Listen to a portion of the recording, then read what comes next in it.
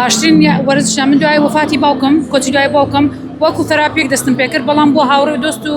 ڕێنیشاندەری ژیان ئەمە دوو ڕۆژ دەخایەنێت 27 مانگی دوو لە سعات 9 وارە تاوەکو 12 شەوە بە بۆنەی هەبوونی ڕەمەزانی مانگی ڕەمەزانی پیرۆز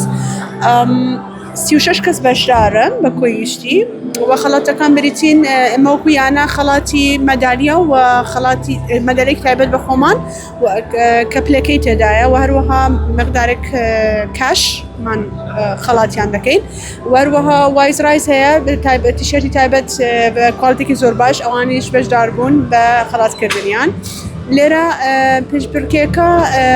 لە سێفی ئەی جیاوازە 6 سانتیمەتری 8 سانتیمەتر و 1 متر بەڵێ باشە ئەوەی کە با بڵێین بەشداربووەکان هەمووی لە هەرێمی کوردستان بەشدار یاخود لە دەرەوەش ئێمە سوارچاکان هەمووی هەرێمی کوردستانن لە یانەکانی تری ناو دەرەوەی یانەی ئەسپسواری هەولێر هاتوون بەشدار بوون ئێمەش بەدڵێکی زۆر کراوە دەرگای خۆمان بۆیان کردوونێتەوە بەڵام زۆربەیان کوردن یعنی عربی تێدایە بەڵام کوردشیان زیاترە هەستێکی خۆشم هەیە کە پلەی دۆم بەدەستێنەوە بەڵام من خۆم بە پلەیەکەم دانابوو وەکو بینیشتان لە حەسەب کیبۆردەکە ئێمە بە وەختە چونکە سواری دوو نەوع بەشداریکردنی هەیە یان بە سورعەت بەشداری دەکەی کە بە کەمترین وەخت چێتەوەی دەکەی یاخود بە درێژترین وەخت کە خۆیان دایەنێن لە 70 سانیە بەتوڵی ئەمڕۆمان بە درێژی وەختەکە بوو کە دەبای لە 70 سانیە چێ نزیک بێ ئەو یەکەم دەبێت وەکو وەخت من یەکەم بووم بەڵام لە 75 سانیە کەسێکیان یەکەم کرد کە وشتان قانونێکی تازەیە ئەوە نەمدەزانی پێش بتوڵە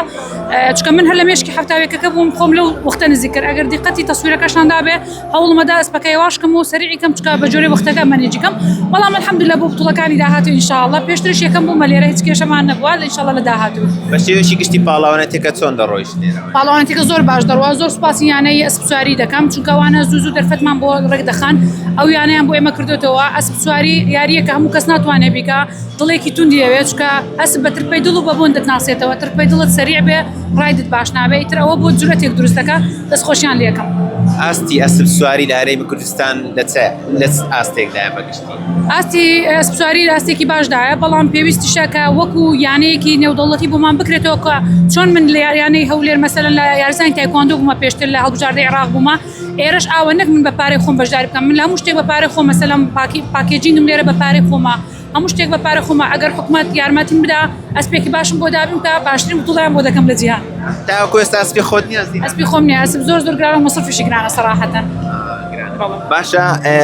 ئەوەی کە دەبینی بەشێکی زۆر لە کەسوکار لە هاوڕێکانیش لێرە هەستێکی چۆنە بۆ هەستێکی زۆر خۆشە چکەوە وەکو دەرفێتێکشە بۆ ئەوانیش هاوکارە زۆر برادەرەکان کردووە کە بەشداری بکەن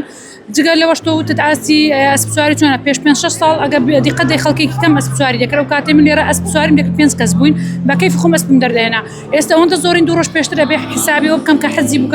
بووکی ئەسپەکە بکەم بۆی بتوانم ڕایدەکە دەست پێ بکەم ئەسب سواری بۆ ئافرەت زەحمەت نییە باشترین وەرزشە من دوای وفاتی باوکم کۆچی دوای باوکم وەکو تەراپیەک دەستم پێ کرد بەڵام بۆ هاوڕێ و دۆست و ڕێنیشاندەری ژیان